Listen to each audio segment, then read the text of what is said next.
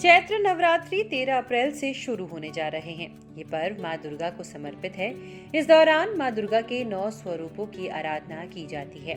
नवरात्रि में माँ दुर्गा की विधि विधान के साथ पूजा की जाती है और उनसे जीवन में सुख, समृद्धि और शांति की प्रार्थना की जाती है।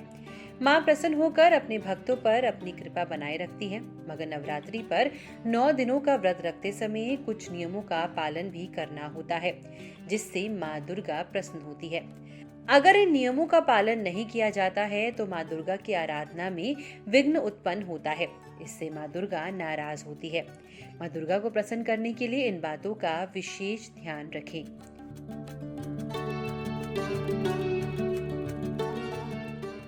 नवरात्रि में अगर आप घर में अखंड ज्योति जला रहे हैं तो इन दिनों घर खाली छोड़कर कहीं ना जाएं। अगर घर से बाहर जाना जरूरी है तो किसी रिश्तेदार या खास परिचित को घर में रहने दें। जो लोग व्रत रखते हैं उन्हें विशेष तौर पर इस बात का ध्यान रखना होता है कि 9 दिनों तक नाखून, दाढ़ी, मूंछ और सिर के बाल नहीं कटवाने चाहिए। ये सारे काम नवरात्रि प्रारंभ होने से पहले ही निपटा ले या फिर नवरात्रि खत्म होने के बाद करें। व्रत रखने वालों को चमड़े से बनी चीजें जैसे बेल्ट, चप्पल, जूते या बैग का इस्तेमाल नहीं करना चाहिए। व्रत रखने वाले लोगों को 9 दिनों तक नींबू नहीं काटना चाहिए। साथ ही खाने में प्याज, लहसुन और मांस का इस्तेमाल नहीं करना चाहिए। 9 दिन का व्रत रखने वाले लोगों को गंदे और बिना धुले कपड़े नहीं पहनने चाहिए। विष्णु पुराण में इस बात का जिक्र है कि नवरात्रि व्रत के दौरान दिन में नहीं सोना चाहिए। पुरुष और महिला दोनों ही इस बात का विशेष ध्यान रखें कि नवरात्रि में व्रत के दौरान शारीरिक संबंध ना बनाएं। व्रत के दौरान तंबाकू और शराब का सेवन ना करें। ऐसा करने से माँ दुर्गा का व्रत सफल नहीं होता।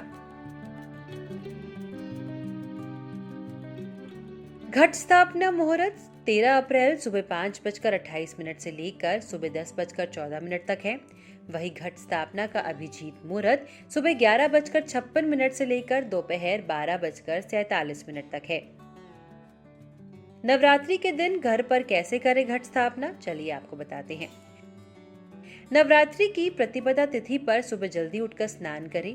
पूरे घर की साफ सफाई करके ईशान कोण में एक लकड़ी की चौकी बिछाएं।